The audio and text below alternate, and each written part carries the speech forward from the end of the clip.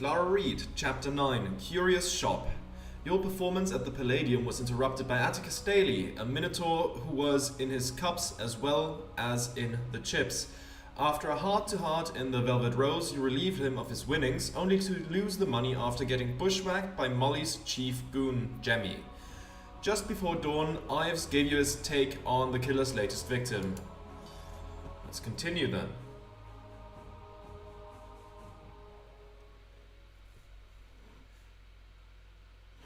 Okay, I think we've read that before. That's Anselina. Oh, right. Actually, we were in the middle of the chapter. That's not a new chapter, right? Okay, so we did the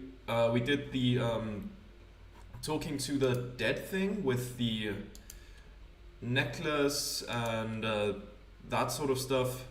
Okay, that's where we were. Let me quickly take a look at the journal. Beyond the Veiled Shadows, we need more of that. Like, we need more stuff. Track down something belonging to Casey Lowry, a dolly mop who was found carrying a vial from Gordon Gray's shop. Right, we have to go to Gordon Gray. Courtesan Killer, also Gordon Gray's shop. Okay, and then we can visit Molly at the tavern. Okay, yeah, that sounds good. That sounds good. I think all the stuff we have to do leads to Gordon Gray right now. So that at least gives us, you know, a single location to target. So let's take the map and go to Soris Square. That's where the apothecary is, if I remember correctly. So let's go there. Let's go there real quick. Hopefully we get more out of it, and hopefully the tarot cards are a bit more in my favor when we try to talk to Mr. Lowry. That would be very nice. Okay, come on. Just a little chunk. There we go. Wonderful. Okay, the railway is here. So the apothecary is over on this side. Is that it? That's the apothecary. Let's go there. And let's see. There we go. Come on. And we're in. Very nice. Where's he at? That's odd. Nobody's in the shop, but the door was open. Better have a look around. Oh, is he gonna be dead? I think we looked at the stuff in here already. There's a tipped over bottle. Let's take a look at that. Something tipped over on the desk. Let's lean in. I'm hit with a wave of fumes. My stinging eyes water so intensely that I can scarcely read the label. Co-rate formaldehyde, so concentrated formaldehyde or something like that. I think that kind of works. I'm not gonna go into too much detail here. There's a bottle rack, a shelf covered in tinctures, salves and cure-alls sits recessed into the wall. There's something odd about the shelving. Is it a secret door? It doesn't seem to be flush with the wall, not entirely. I'm gonna wait. I'm gonna do that in a bit. I haven't the time to investigate odd interior design choices right now. I want to look at the jeweled pin first. There we go. Tossed haphazardly on the table is a small jeweled bauble. Old and a bit tarnished, but otherwise well cared for. It is a gold men's stick pin. On the back, on its back is an engraving of a small tom. Okay, a male cat. Okay. On its front, a glittering orange cat's eye gem. I recall we girls on the bullfrogs would keep something similar on our person, sometimes for far less venial intentions than the warding of mashers, though that was their most common use. Mashers is men who make unwanted advances upon women in public. Okay. Gordon is nowhere to be seen. Strange how it's just been thrown here haphazardly. Does it even belong to him? Let's take it with us. Perhaps I'll ask Gordon about it when he returns. See where it's from. I don't know if he's gonna return. There's something odd about it. Yes, let's push on them. That does seem to be something odd about it. I wonder what would happen if I pushed. The rack gives way with minimal exertion. Well, strike me blind, isn't that curious? Okay. Let's walk inside. Camera, please. The dark passage opens into a well-lit dungeon. Standing not far from a table of gore, the local apothecary reads over some papers. There's a chunk of flesh on the floor that looks remarkably like a human heart. I shan't like to speculate, nor will I let my eyes linger on what I can only surmise is an operation table. Okay. The metal slab is stained with many layers of blood, as if multiple creatures let go of their life-giving essence upon its surface. Is he the serial killer? There's a cadaver. Like he's right there. Let's take a look at the cadaver first. What? Oh, Miss Reed. Did no one ever tell you it was unkind to go barging into the back of someone's store unannounced? Task updated the courtesan killer. A steel scalpel rests on the table near his hand. An apothecary and a surgeon, both, it seems. Best not worry about it until he gives me a reason. Most right, Mr. Grey. I'll be taking my leave then. Mr. Grey, pardon the prying, but what exactly are you doing here? Perhaps so, though you must admit it is rather odd. This is a rather odd tableau to happen upon, Mr. Grey. I'll go with the last one. Even through his complex array of lenses, I can see him raise his eyebrow. I'm an apothecary, Miss Reed. I must know the effects of my sedatives on the human body. While I should not be surprised at the lack of education among the less advantaged of London, I thought you were at least aware that the human body contains organs. We could chide him or point out that he was hiding. Let's point out he was hiding. And exactly why are you skulking behind a hidden door if your business is so legitimate? A grim look passes over his face. Passers-by, and particularly those of poor constitution, have no desire nor need to observe my work. Do most passers-by require hidden doors to deter them? For the sake of their one constitution? What a man does or does not do in his own place of business does not... His eye flashes to a door on the back wall, then back to me. Alright, my operation is somewhat less than legal, and I would rather not be stumbled upon by those with loose tongues and feeble minds, but I assure you, what I'm doing here is both completely normal and entirely ethical. This seems to be the truth as he believes it to be at any rate. Who delivers the organs? Where do these organs come from, Mr. Grey? You say this is entirely normal and ethical? I find it hard to believe. What with the skulking? That's enough chit-chat. Where did these organs come from, Mr. Grey? As I said before, from bodies. I believe the proper response to such willful dismissal is a sneer. Fine. I have the organs delivered. Once in a fortnight. I've a place to receive them not far from the shop. A dead drop. Have done for years. A dead drop? A pre-arranged hiding place for the deposit and pickup of secret materials without the need for in-person contact. Blasted good story whether true or not, though I'd wager Mr. Grey is none too skilled at lying. 10 of 2, I head down there. 10 of 2, I head down there. I take what's been left and I deposit payment in return. Beyond that, I have no interest in where they come from, nor have I ever. Who delivers the organs? Miss Reed, even if I knew, why would I tell you? You say this is entirely normal and ethical. I find that hard to believe, what with the skulking. Look, it is no secret that physicians have need for cadavers to practice their work, nor is it a secret that there are never enough volunteers. It has become rather a hot topic these last few years. All manner of questionable practices have been dragged to the fore. Completely misread that, my bad. I don't need a sermon on the sanctity of burials, nor the inviolability of the body misread. Medical science must progress, and if I must pay a man to visit a graveyard to take from those who will never mind in order to progress, then that is what I will do.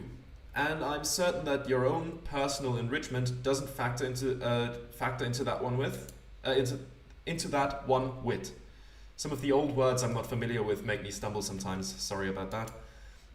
As I said, I need no sanctimonious lectures today. That's enough chit-chat then. He gives a deflated sigh, knowing that my interrogation is certainly not over. Flash him the Derringer. I would think you might want to avoid the attention of the law, hidden as your operation is.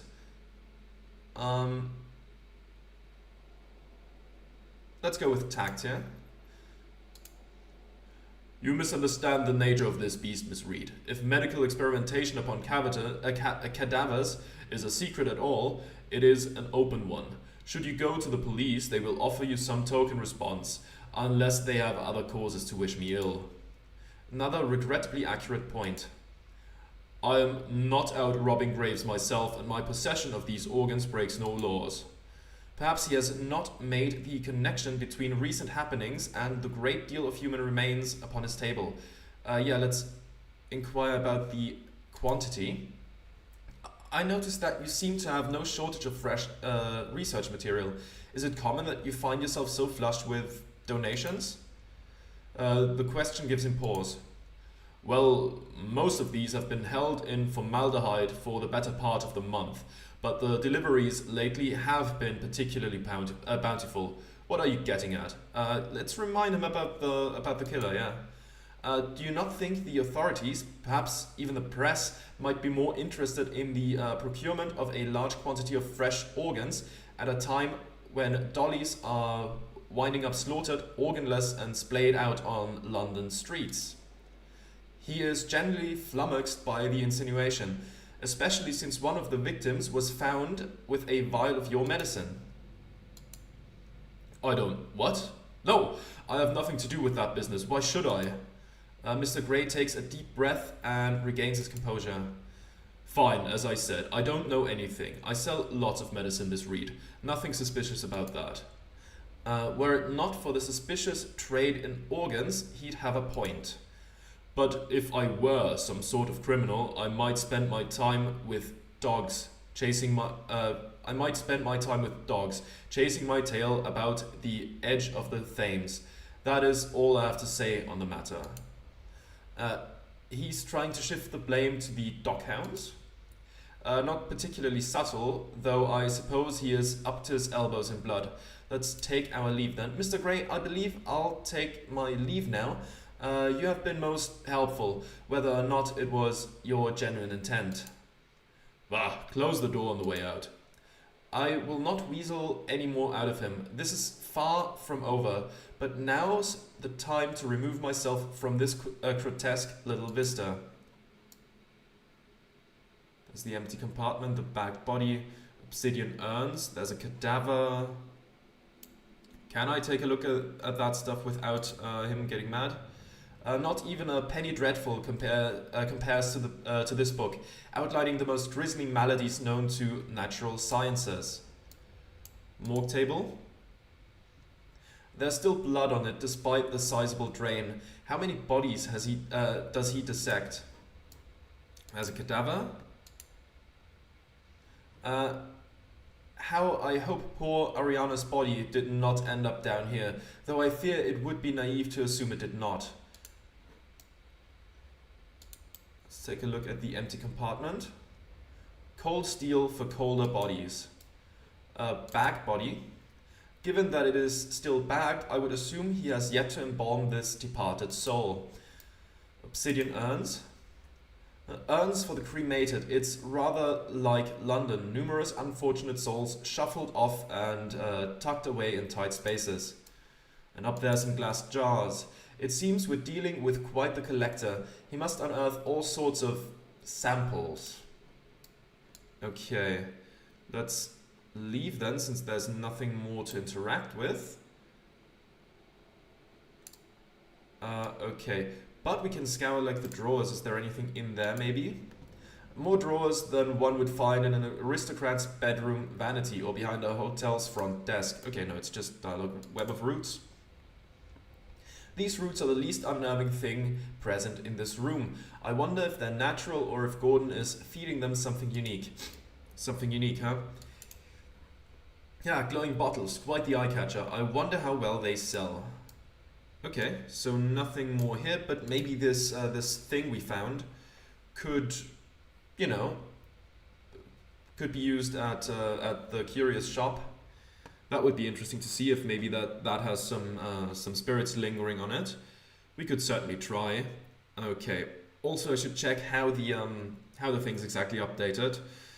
The courtesan killer case in our in our reminder folder of what we have to do.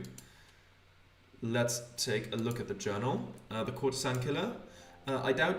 Okay. Okay. We just went to Gordon Gray's apothecary, so we could go to Molly. Jewel stickpin. I have a suspicion that this stickpin once belonged to one of the victims. Best bring this to Anselina so the former owner's spirit may be contacted. Yes, let's do that, because I kind of feel like talking to Molly might end the chapter. Where was that? Tenter Street. Right. Let's go there right away and see if maybe this time we have better luck with the cards, if that happens again. You know, if we get another skill check. Let's see then. Let's see. Anselina. About those items belonging to the courtesan killer's victims. Yes, the jeweled pin. I found this stick pin at Gordon Gray's. Casey was found with medicine from Gray's. I think the two might be connected. Then let's begin. Okay, Casey, Laurie. Here we are again, aren't we? What? Of all the ways it could have gone, all the pricks that didn't give a shite if I was alive or dead, and this was how it ended. Wrong place, wrong time, a pointless sodding death. That's atrocious. Ain't it just? Such is life, eh? Judged by the company we keep, judged by whether anyone will kick up a fuss if we're gone. All of us are selling our lives away one way or another. Why would I ever want to be part of it? Don't got a choice, do we? Not usually. I just wish I had burnt it down. I had burnt it down more before the end. As do I. Rest well, my friend. Well, -5 hope, plus 3 blood. Grace is increased to level 21. 3 yellow bile. Intuition has increased to level 18. Casey Laurie, I must admit I feel no small amount of kinship. Learn anything that might help the case? I think he was merely unlucky. What was it Ives told you? He was found with an elixir from Gordon Gray's on his person. Perhaps he saw something he should not have. Could have been anyone, the poor bastard. I know the killer was supplying Mr. Gray with fresh material. Perhaps Casey Laurie stumbled upon the dastard delivering their payload. Task updated beyond the veil shadows. Any other item you'd like to have a look at? I think that's all for now. Okay. Ives mentioned 4 victims that he believed to be related to the case other than last night's murder. Well, we've done good work here. I know you mightn't want to hear it, Clara, but you have a great talent in this. I'm quite aware, though it's never made me any less apprehensive towards such things. Thank you, Anselina. Be seeing you. Come on, game. There we go. Task completed. Okay. So that's that for that. Fan collector's gonna happen passively. Visit Molly at the tavern. Okay, that's literally the only thing we have to do now, and I think that's gonna end the chapter. So let's see. Let's see if there's any revelations or anything like that about this case, or if we're gonna be unlucky about that. Let's see, where is she again? She's at the docks at the Crimson Herring Tavern, right? Wait, let me quickly check, just so we don't travel around unnecessarily. Visit Molly at the tavern. Yes, okay, good. Let's do that. To the docks. Let's see if we are successful in extracting some valuable information. Or if we're gonna have some card failures, or if Molly is just gonna be, you know, not forthcoming at all. I guess we'll see. Alright.